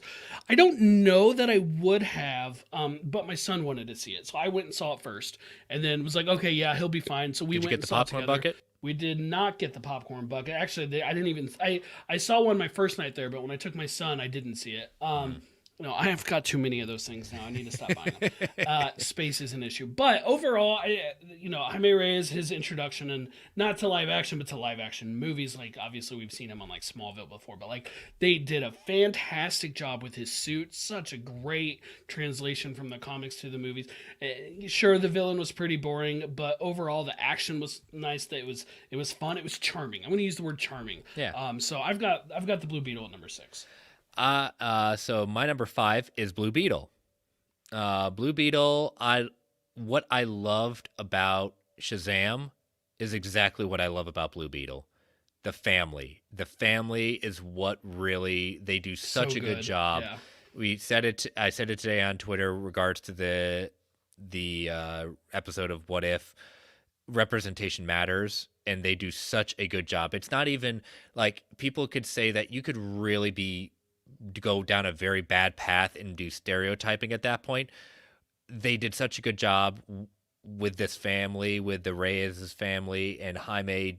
Like Solo does such a good job as Jaime, and I cannot wait to see where he goes next. I don't know if we're going to get another solo project out of Blue Beetle, but you better count on we're going to see Blue Beetle, and he's the shining star of that with the family. So I had a lot of fun with it. I was quite surprised how much I enjoyed it. So And can I just point out on Blue Beetle, yeah, box office wise, yes, it was a terrible result, but everyone forgets it was originally a direct to streaming movie. yes, So anything from the box office, like, yeah, they gave it a little bit bigger budget to go there, but it's basically gravy money. It's money they oh didn't yeah, originally have planned, and that's fine. yeah. Like, Blue Beetle. But anyway, my number 5 is The Flash, which might be a hot take. I really enjoyed that movie. I had a lot of fun with it. It's ridiculous, but I had a lot of fun with The Flash. And is it exactly the movie I think should have been created for the first solo Flash movie? No, it's not. But Supergirl was great. I enjoyed Michael Keaton's return as the Batman, as goofy and campy as he was. It worked for me. It worked for me in a way. It's like I knew what it was going into it though. I knew what I was getting, and I got the exact movie I expected. Show me a goofy time with some cool special effects, some not so cool special effects. Let's Yeah. call it out where it's there. A really goofy scene with the babies at the beginning, that was odd, but in general, I had fun with the Flash. I saw it a couple times. My son, again, absolutely, he's a huge fan of the Flash. The Flash is basically his favorite DC character, and he loved it. And maybe that colors my perception a bit. It probably does. But my son doesn't know anything about the broader implications of the DCEU and all that stuff. It'll blow his mind. There you go. The cameo, the Bruce Wayne cameo at the end of the movie, which I thought was hysterical. Like nobody else knew. Like my son has no clue. He hasn't seen those movies. I really need He to literally show has him the those. same. He literally has the same reaction Barry does at the end. Does like who is that guy? And I should show him those movies because he probably would like them, but I haven't yet. Yeah. So my number 4 is The Flash. There it is. The more I think on this movie, and I've seen it twice, I still haven't seen it with Aaron yet. I'm wondering if that's going to be our New Year's Eve movie for the night at that point. But the more I see that movie, the more I appreciate the story of Barry and his mom, and that So how well done. much. And I think that's one of the things that kind of gets lost in all the shuffle with all the behind the scenes stuff, all the behind the scenes drama, whatever at that point. But it was such a touching story to see that, and getting to see Michael Keaton one more time put on that bat suit and say those lines. Yes, give it to me. It's fan service. I don't care. I enjoyed it. Seeing the Nick Cage being Superman fighting the Thanagarian snare beast at that point. I was cracking up. I was with Kevin. I was holding my friend Brandon. I was grabbing up saying, "They're doing it. They did it, man. They did it. They actually did it. Those magnificent fools did it." Oh my God, it was so cool for those fans who know that story, the Kevin Smith story of writing that thing. That was so cool, so much fun. I'm the same hot take. I like that movie. I got the Steel bookcase because that movie means a lot to me in different ways, and I'm a big supporter of it. So yeah, it's my number 4. Yeah. Number 4 for me is The Marvels. I had just a blast with this movie, and the real highlight for me is the trio: Brie Larson, Teyonah Parris, and of course Iman Vellani, who is just one of those iconic Mount Rushmore perfect castings for Kamala Khan, and just the interactions between them was great, and the way that they did the movie without you having to have seen all the Marvel homework problem. I get it. And this movie especially are like, okay, she had a movie, she was in a show, and she was in a show. And yeah, Samuel L. Jackson's been in like 30 movies as Nick Fury. Like, I get why people thought there was the homework problem with this. It turns out it wasn't there at all. They did a great job going around it. No, it wasn't the strongest villain, but they gave me enough to get out what I needed, because this isn't the movie I was looking. I wasn't looking for a Jonathan Majors King performance here. Like, that's not the point in this movie. And frankly, not every movie. I wanted, anytime we had on it, whoever the villain was time away from our trio, and that's what I wanted. That's what I was there for. And we're never going to get another well, I shouldn't say that, I don't know. I will be surprised if we ever get a follow-up direct sequel to this movie, but I hope we get to see these 3 women together again. Yeah. My number 3 is a movie I just saw last week for the very first time, thanks to Paramount Plus. That would be Teenage Mutant Ninja Turtles Mutant Mayhem. I'm a huge Teenage Mutant Ninja Turtles fan. I love the stories. I absolutely adore the IDW run of Teenage Mutant Ninja Turtles. Been there since I was a kid. I've got a sketch by Eastman and Laird that whole run. So seeing a new iteration and just seeing the praise for this movie, I just couldn't make it to theaters. It just wasn't it. So when it came on to Paramount Plus, I watched it one night last week. And I absolutely loved the mix of the kind of the claymation, cell shading. It was really cool. I love that the actors who play the turtles are actually the age of the teenagers at that point. That was really cool. I think why I rank this as my top 3 is because of the heart of it. I have some issues as a Turtles fan, as big of a Turtles fan I am. I'm willing to look past like what I like as the origin of the Turtles and what they've changed for this generation. That's okay. They're not my Turtles. However, I see what they're trying to do with the heart of the movie, and I think they really nail that quite well. And so that's why it's my number 3. Ooze. Yes, number 3. Teenage Mutant Ninja Turtles Mutant Mayhem. I'm right there with you. And this is the one that's like, what was your favorite comic movie of the year? And I'm like, you left off Teenage Mutant Ninja. Like, they were a comic book first. This Yeah, counts. they were. Like, this counts. This is the definition of a comic book movie. Did it live up to the potential that I feel like it had after the first time I saw the trailer? Technically, no, because I thought this could be Spider-Verse caliber, and I don't think it's there. No, but not yet. I think it's still great. I do think it was great. It's so much fun, so funny, and yes, like what you said about the actors all like being the ages of the turtles, super great. The Splinter changes, that took a little getting used to. That's my qualm. It's hard for me to wrap my head around. Overall, the animation style, just such a visual feast. So much fun to watch. So yeah, Mutant Mayhem number 3 for sure. Like there's everything else. There's a clear gap, and then there's these top 3 for me. And the Teenage Mutant Ninja Turtles number 3. Well, I think we already know where both of us are going with our next 2 at this point. I think they're pretty much going to be in line. So Brent and I believe that we have put Guardians of the Galaxy Volume 3 as our number 2. You are correct. That movie, especially at the end, I had tears. Just seeing characters who I was like, Guardians of the Galaxy, I don't know how this is going to go for the MCU, but I like that they're taking a big swing to become some of my most the family of characters that James Gunn got to create, and making us care about these F and D list characters that nobody really gave any thoughts about at that point, to make me tear up when they're saying their goodbyes, and seeing the story of Rocket for the first time on the screen, of making us care about these characters, and seeing Peter's struggle of what is he going to do with understanding that his Gamora is no longer there, and how to rationalize that. Like James Gunn, when he's saying like you pulled at my heartstrings in the music choices, and that my at bravo, what a curtain call for this iteration of Guardians of the Galaxy. Bravo. I was fortunate enough to see this movie at an advanced screening, and then I saw it a couple Mm. more times in general release. And that pseudo one shot sequence that's supposed to be a one shot sequence, but obviously it's not really. Yep.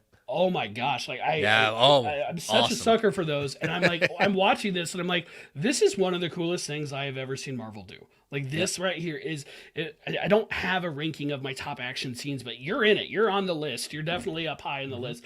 Just such an incredible scene, right there.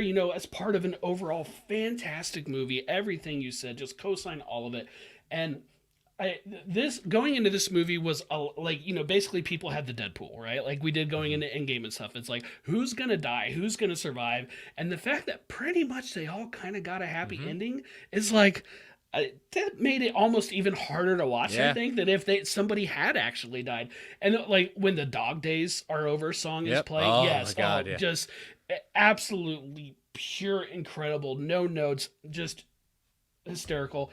And for Marvel Studios' first F bomb, like in one of the movies, Over the effing door. perfect comical timing there. Thank you, Chris Pratt, on that one. Yeah. All right. No surprise for both of us at that point. Number one, Spider-Man Across the Spider-Verse. I I'm so excited when we get to go over our predictions for last year, because this is one I was so hoped. I called it. I was so happy with box office at that point. But just they took what was an outstanding movie with the first one and brought it to a whole new level. It wasn't just the cameos of all these different spiders. It was the journey that Miles had to go on in order to understanding like what his why is he in this? What is his connection to this? And to find out like the truth behind it, that he really shouldn't exist. At least this version of Miles shouldn't exist, and understanding like what his role, like heart is what gets me. The story which gets me. Like I am the biggest sucker for the Spider Verse and seeing all these different versions of spiders, but each one of them has such a interesting part in the dynamics between Miles and Gwen, and getting to see my man Miguel on screen. I know he's a royal jerk right now, but trust me, you're gonna see a turn for him. I'm almost positive you're gonna see that. But I understand people's complaints. Oh, it's just half a movie. I'm not saying you're wrong. I enjoyed the movie that was presented to me, and I had a great time. I praise that movie. It's my favorite movie of this year for superhero movies. It is bar none just such a what a great way to start off my summer when I saw that. I will ignore those complaints, because one, the people I see and hear complain about that the most are people in these circles who knew it was originally announced as part one and part two. Yes. I'm like, no, you don't get it. You don't get that. If you if you're in the GA and you're like, oh, it's over, really, that's where it is. Okay, fine, I'll roll with you on that one. But the people who are in these circles know it's such an incredible Spider-Man movie. Like, Sony just gets it. They understand who Spider-Man is when they want to. When they want to, they understand who Spider-Man is. When they can actually use the character in the way they're doing it. It's weird. They have those movies where they can't use Spider-Man at all, and they have the movies with like 1,000 Spider-Man in it. And one, you would think that's too many. It's not. They do such an incredible job, and the performances, the stuff with Miles, the stuff with Gwen, the relationship that they have, the relationship that they seem to be building, the tension of the end of that movie as you come to realize he's not in his home dimension, the tension as Gwen realizes she's in the wrong dimension, and she puts together a team, and it's that original group from the first so movie. cool. And I will say it again, if Beyond the Spider-Verse is even close to as good as these first two, it's the best comic book trilogy of all time. Yeah. And I will accept no other arguments whatsoever. Like, it is just if it's even get at least half as good, and you're pretty much there. Yeah. Like, that's all they have to. They don't have to match.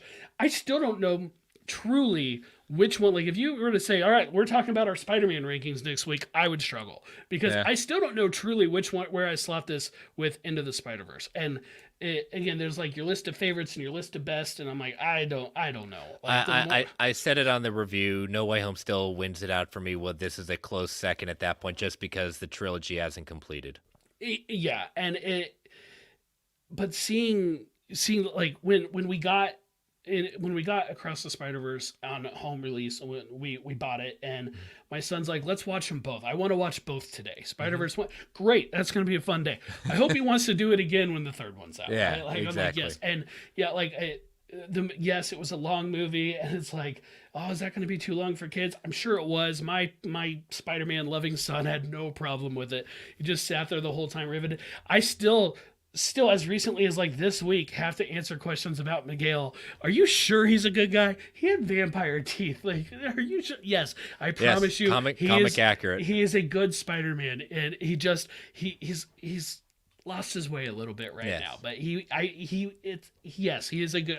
He doesn't know Miguel from anything else. He hasn't I read know. any comics with him. He hasn't seen him in any. I don't. Has Miguel even shown up in any animation? If he has cartoons, I don't remember it.